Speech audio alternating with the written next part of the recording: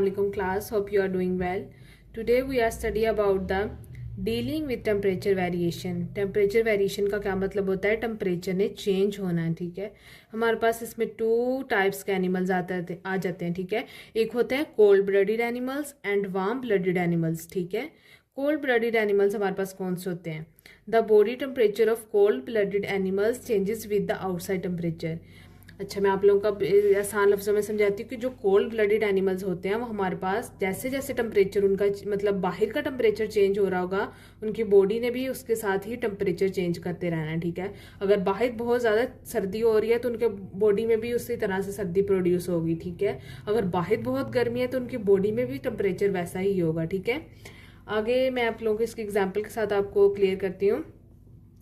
They are hot when their surrounding are hot. जैसा कि मैंने आपको बता दिया, अगर बाहर गर्मी है तो उनके अंदर भी उतनी ही हॉटनेस गर्मी या जो भी होगा, ठीक है। And cold when their environment is cold, उतना ही ठंड उनके अंदर होगी। अगर बाहर ठंड है तो उनके अंदर भी उतनी ही ठंड होगी, ठीक है। स्नेक्स इसके एग्जाम्पल में आ जाते हैं, लिजर्ड्स आ जाती हैं, क्रोकोडाइल्स आ जाते हैं and frogs are cold blooded animals, ठीक है। ये तमाम जो है एनिमल्स ये किसमें आएंगे? कोल्ड ब्लडेड एनिमल्स में, ठीक है।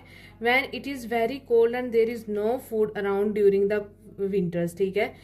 जब सर्दी बहुत ज़्यादा हो जाती है ना बाहर, तो ये जानवर जो होते हैं ना, लिजर्ड होगी, क्रोकोडाइल हो गया या फ्रॉग हो गया, ये क्या करते हैं? ये छुप जाते हैं क्योंकि इनको खुराक नहीं मिलती उस सीजन में, ठीक है।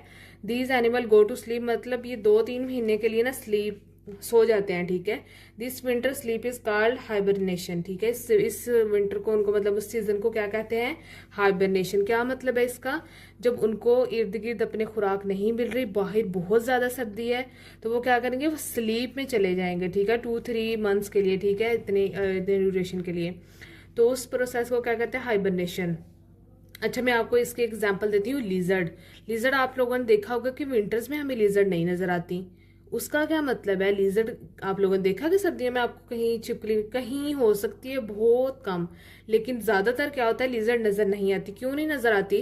क्योंकि बाहर बहुत ज्यादा सर्दी हो चुकी होती है और उसको अपनी खुराक नहीं मिल रही होती, तो वो क्या करती है? वो स्लीप वाले फेज में चली जाती है। तो उस फेज को क्या कहते हैं? हाइबरनेशन, ठीक है।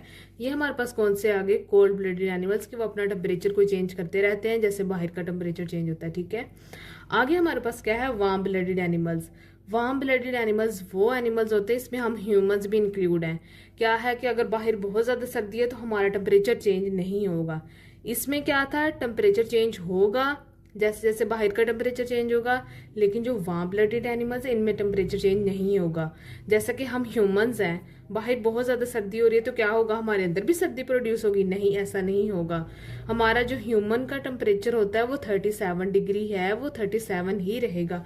बाहर चाहे -3 हो जाए, -4 हो जाए, या जितना मर्जी टेम्परेचर इंक्रीज होता रहे या डिक्रीज होता रहे, लेकिन हमारा टेम्परेचर चेंज नहीं होगा, ठीक है। This mean that they do not depend upon the temperature of the environment. इसका मतलब ये है कि वो बाहर वाले टेम्परेचर पे डिपेंड नहीं करता, ठीक है। आप लोगों को क्लियर हो गया होगा कि इसके कोल्ड ब्लडेड एनिमल्स कौन से होते हैं और वार्म ब्लडेड एनिमल्स कौन से होते हैं, ठीक है। नेक्स्ट हमारे पास क्या है? नेक्स्ट हमारे पास अब पढ़ेंगे हम the animal kingdom. Animal kingdom क्या होता है? Animals and plant are classified in different kingdom. Plant kingdom भी होते हैं और एनिमल किंगडम भी होते हैं, ठीक है। All the animals on the earth, earth पे जो भी एनिमल्स पाए जाएंगे उन सबको मिलाकर क्या कहेंगे? वो एक एनिमल का किंगडम है। किंगडम होता है एक सल्तनत टाइप समथिंग होता है, सल्तनत जिसको कहते हैं, एक रियासत टाइप होती है, ठीक है। एनिमल की वो रियासत तो होगी, जो हम सारे एनिमल्स को, पूरी अर्थ के एनिमल्स को मिलाएंगे तो वो क्या होगी? एनिमल किंगडम, ठीक है। एनिमल किंगडम में अब हम 2 टाइप्स के एनिमल्स पढ़ेंगे। वर्टिब्रेट्स होते हैं और इनवर्टिब्रेट्स होते हैं, ठीक है। साइंटिस्ट ने क्या किया? यूजली डिवाइड एनिमल्स इनटू 2, ठीक है, जिनकी मैं आप लोगों को बताती हूँ। The animals which having backbone. Backbone क्या होती है? रीढ़ की हड्डी। वो एनिमल्स जिनकी बैकबोन होती है उनको क्या कहेंगे? वर्टिब्रेट्स, ठीक है। और वो एनिमल जो विदाउट बैकबोन होंगे उनको क्या कहेंगे? इनवर्टिब्रेट्स, ठीक है। वर्टिब्रेट्स में हमारे पास कौन कौन से आ जाते हैं? The 5 classes of animals with the backbone, जिनकी बैकबोन हड्डी होती है, ठीक है। एम्फीबियंस, रेप्टाइल्स, बर्ड की भी हड्डी होती है, ठीक है, एंड मैमल्स की भी होती है, ठीक है। नेक्स्ट हमारे पास क्या है? इनवर्टिब्रेट्स। इनवर्टिब्रेट्स वो होते हैं जिनकी रीढ़ की हड्डी मौजूद नहीं होती। Like insects belong to a group of animal without a backbone. हमारे पास जो इंसेक्ट्स होती हैं उनकी बैकबोन नहीं होती। Other animals without a backbone are worms, spiders, snails and slug. ये देखिए हमारे पास एग्जाम्पल दी हुई हैं, इनकी क्या होती है, बैकबोन नहीं होती। ठीक है, ये देखें कीड़े हैं ना, इनकी कहीं आपको लगता है कि इनकी रीढ़ की हड्डी होगी, नहीं, इनकी रीढ़ की हड्डी नहीं है। ऐसे ही स्नेल है, इसकी भी रीढ़ की हड्डी नहीं है। रीढ़ की हड्डी असल में होती है बैकबोन। ठीक है, इनमें मौजूद नहीं है। तो आप लोगों ने इनका डिफरेंस देखना है कि वर्टिब्रेट्स क्या होते हैं, इनवर्टिब्रेट्स क्या होते हैं। ओके, अल्लाह।